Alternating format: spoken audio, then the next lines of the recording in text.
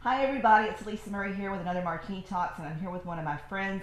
Her name is Jane Shapiro. She is a part of a wonderful group of different types of businesses that take care of funeral planning. There is secular, and there is also for the Jewish community. So, Jane, thank you for being here. Oh, thank you for having So, me. talk to me a little bit about everything. So that you, great to be here with yeah. you. So, Houston Jewish Funerals takes care of the Jewish community, Mm-hmm. and then Distinctive Life, Cremations and Funerals, takes care of everybody else. Yep. So, we don't pick and choose, we take care of the whole Houston community, Mm-hmm. and we take care of all the families like they are our own. We've been doing this for quite some time. Right. So we started the business back in 2001, Okay. and one individual started the business, and it's grown quite a bit since then. And it's now owned by some local families. Mm-hmm. So we're a locally owned and operated business, Mm-hmm. and we like to keep it that way. As I said, we're very family oriented, and everyone that comes into our care, of course, we treat like family. Mm-hmm. So we provide so many services to the community, and people don't realize that a funeral home not only takes care of those families that are in need when someone passes, but we also take care of families before. Exactly. And one of the things that I like to share with people is that on the worst day of your life, when you lose a loved one, a spouse, a child, a mother or father, Mm-hmm. you have to come into the funeral home and you have to make about 50 decisions Mm-hmm. in 24 to 48 hours. How difficult is that for you? It's awful. Awful, It's awful. awful. So, we know what families go through. We don't want families to have to go through that if there's a different way to do things.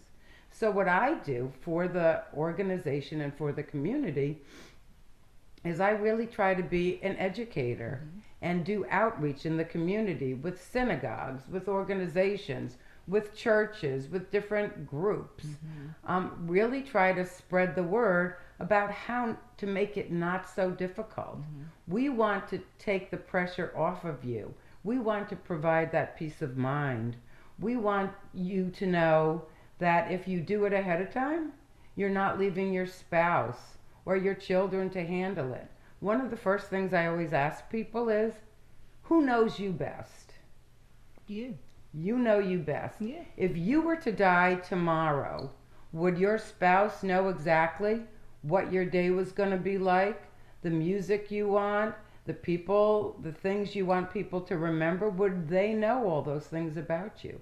So when you plan early, you get to take your wish list, whatever that is, that personal wish list, and you get to put all those things into play, because at the time of your passing, you're not going to be there to do it. No kidding. Right? No kidding. So this Yeah. is something that Yeah. people say, how can you talk about death? And the thing that I always share with people is we're not talking about death. What we're talking about is planning. Did you plan for your marriage? Oh, yeah. Did you plan for your daughter's marriage? Did you plan for college? Did you plan a vacation? Did you get life insurance? Did you get house insurance? So people think, oh yeah, of course I did all those things. Yep. And then you ask them the question, did you you plan for your They're funeral? like, no. No. You really do that? People really do that? And that's the thing. It's really an education. Yeah. It truly is. It's sharing with people how to plan, how to make those decisions. And the other thing is, when you are in a state of grief, do you make good decisions? No. Nobody does. You do overspending. You make rash decisions. You're not thinking clearly. So if we can take all those things out of the equation, and you can sit down with someone like myself and sit there and say, okay, Jane, tell me, what do I need to know?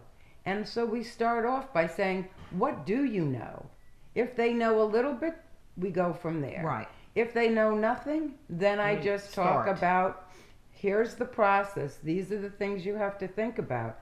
You have to think about the services the funeral home provides. You have to think about where you're going to be buried. Do you want to be buried? Do you want cremation? What kind of service do you want? Who's going to officiate? What time of day is it going to be? All All of it. those things. And then you have to think about the cemetery. and the people administering, doing the work at the cemetery, which people don't think about. Oh, we have to pay those people too? Well, yeah. Yeah, everyone has to get paid Yeah. for the jobs that they do, Right. you know. So you have to pay for that. What about the state of Texas? Death certificates. Right. What about obituaries? Coordinating with the Houston Chronicle, coordinating with the Jewish Herald Voice. All of these things come into play, and the beauty of working with an organization like ours is that we're going to take care of everything for you. Mm-hmm. So when someone passes, the only thing that we want you to think about is the day and the time. Yeah. We don't want you to think about coming into the funeral home that day and having to write a check for $10,000. Or picking out a casket. Or picking out a casket, or figuring out what somebody would want. Imagine if you have a family that's just lost a loved one, a mother or father, and you have 4 children in the room. How often do you think those 4 children are going to agree on everything? They're not. And we hear it all the time. Yeah. Mom would have wanted this. No, she wouldn't. She would have wanted that. No, we have to do this. Does anyone really know what Mom wanted? No, No. because she never had that discussion. Mm-hmm. And that's what I share with people. Start the discussion early. Talk to your loved ones about it. Talk to them about what you want. We have a beautiful planning guide, which is an 18-page planning guide, which is the first thing I give to people, to share with them, this is what it's all about. This is how you start the process. You document your wishes. You write down about your will and your estate and your bank accounts. It's putting everything together. And it's all in one place. So when you pass, your spouse or your child just has to go to the planning guide and everything will be there. Mm-hmm. So it makes it so much easier. And when you talk with people about this process, many times people say to me, God, you made this so easy for me. I thought this was going to be a terrible, terrible thing. They're scared. They're scared. And that's what I was going to say. They're scared and they're fearful. Mm-hmm. And people are fearful when they don't have the knowledge. Once they have the knowledge, and once we go through the educational process and they understand how to do it, countless times families come back to us and come back to me and say, boy, thank you. Thank you for sharing that. Thank you for showing me how to do it. Thank you for helping me put my plans in place. And that's what it's about. And we not only do it for people at need, which is the funeral business, Right. and then pre-need, but we also do a lot of counseling for veterans. We also have grief services. So we not only, we try to, when I say it's one-stop shopping, but it's a whole process. So it's from pre-planning Right. to the actual burial to the family afterwards. Mm-hmm. What happens after a burial? Families are still very grief-stricken. Mm-hmm. They don't know what to do. There are just lots of things that have to take place afterwards as Right. well. So we provide grief services to family. We give them checklists. You should do this a month afterwards. You should do this 2 months afterwards. And also guide them through that process. Yeah. So one of the things that intrigued me in wanting to talk to you and share our conversation with the viewers is I've experienced it in so many different ways. You guys that follow me know Mom got killed when I was little, and Daddy, of course, there was no plan for that. He was out catching babies at the hospital, and Sure. she got hit by the train. And it was small children, right? And then all of a sudden you've got to bury a wife, and you had no plot, you had no plan. You're not thinking about dying at 31, right? It's just not part of the game plan. Right. And so that sort of jars a family into getting into that mode. And it did, for my family anyway, because then Daddy was planned.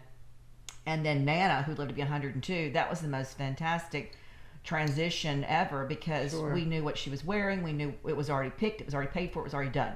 All I had to do was just pick up the phone and call the florist and say, this is the colors I want, and meet me there. Right. And right. then everything was already done. And so it was just so much of a different experience with regards to that. And so I think that obviously a lot of people this year with COVID have experienced unexpected situations Exactly. with people dying, which is probably an Exactly. influx. Michael, who was also on the Martini Talks, he's a florist and designer. He's had tremendous amounts of funeral work this year Sure. because of COVID.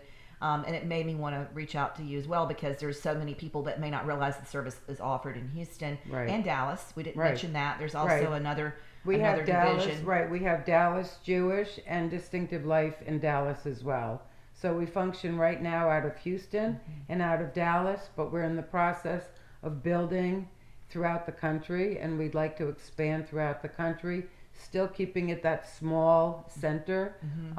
So each place will be an individual but small, family owned and operated, keeping it small, because we find that we can provide the best service that way. Yeah, it's the same as me, which is the other reason why we're friends, is because everything, y'all know me, with everything with my client base, they depend on me to take care of so many different things for them, and they know that that's what I'm doing, is caring specifically for them and taking care of them and their needs. I just want to thank you for being here. There's been so much conversation. I was telling her earlier before we mic'd up for you guys, so many conversations that happen in the studio over the years, 22 years of having babies, right? And I always tell people, because of my experience losing my mom early, I always have this conversation. I don't try to have it all the time, but when it comes up appropriately, I'll say, as much as we've spent planning for the baby to get here with all the nursery and painting and furniture and all of the same beautiful things that we do to get ready for a new life, we need to do the same and plan for the ending of one, and make it be right, make it have the right words that are spoken, the right people asked to do that, and all of that be the way that you would want it to be. And you're right, people don't think about it. They don't want to talk about it. And we're not going to be as excited about dying as we are about a new baby ever, obviously, as human beings. But the service, the way that you've got it set up, is a beautiful way to help people begin that process and not be stuck at the end of the day completely clueless about what to do. And another thing we talk to people about is writing their obituary, which I just want to talk about for a second. Is people say, what do you mean write my own obituary? What I mean is, you know yourself the best. You know what you want people to remember about you after you've been gone. Make a laundry list. Just put it in the file at Houston Jewish or Distinctive Life. We keep that in the file. And then when your loved ones say, what am I going to write about mom, dad, daughter, husband, whatever, then they have that list to go by, and they can just start formulating what the obituary is going to be about. There's one more thing I don't want to forget to tell you, which is another service we have, which is called Away from Home Protection. And people, when I talk to them about this, they first think, what is that, away from home? What it means is that if you're 75 miles away from home, we never know, just like how your mom passed very suddenly. You never know when God is going to take you. And again, we want you to be prepared for that. So here's what happens. If you're traveling, and if you're away from home visiting children, grandchildren, you're in California, or you're in Kansas City, you're on a cruise. I've put you on a cruise. That's right. I'm on a cruise, and unexpectedly, I have a heart attack. Okay. In order to get someone back to their home after that's happened, it's exorbitantly expensive. Sometimes people can't even afford it if they're overseas, because the only one that can put you on an airplane is a funeral home. The only one that can take care of all these arrangements is a funeral home. You sometimes have to deal with customs and things like that. So we also offer this protection, which is for your lifetime and worldwide for a very nominal fee. You purchase this assurance, this home away assurance, and any place in the world you pass away, they will bring you home at no cost to you. That's awesome. It's wonderful. So that's another thing that in my education process, I like to share with people, because it's all part of the same thing, and people would never know about it until I was in the business. I didn't know that. Of course not. Why would I know about that, right? So I just wanted to share that with you. No, as well. I really appreciate that, and I'm sure that you viewers do as well, because you don't think about those sorts of things.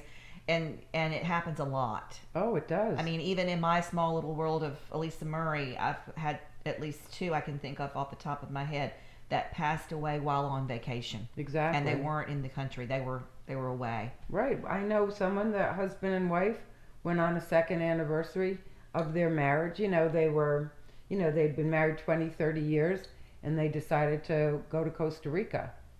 And if you've ever been to Costa Rica, the water can be very treacherous.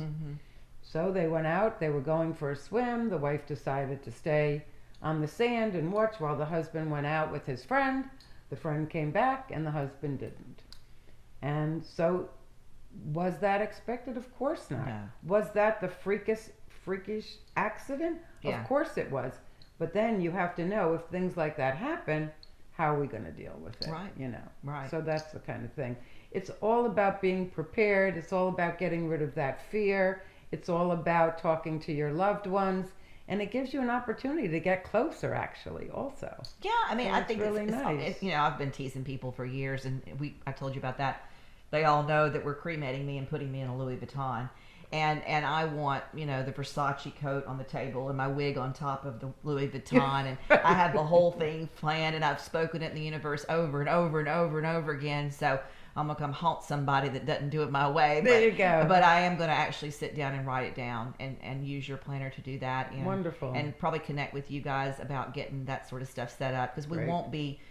even though we have plots in Virginia and North Carolina, it doesn't make any sense now that the married children are settled here to be moved someplace else. Right. Of course, I wouldn't be buried anyway because of my experience with all the people in my family. I just don't like that whole process. So it changes you when that happens at 8 years old. Oh, totally. There's just a whole nother view about that. Plus, I just need to be in the dining room or the living room with everybody else. There you go. There you go. Have it your way. That's what it's all about. Yeah. And that's what, I mean, it is. It's like, you know, people say, why does Baskin and Robbins have 31 flavors? Because everyone wants something different. That's right. And that's what we're here to do, is to help you figure out what that something is and to help you plan for it. Exactly. Well, on that note, that's a perfect way to end that.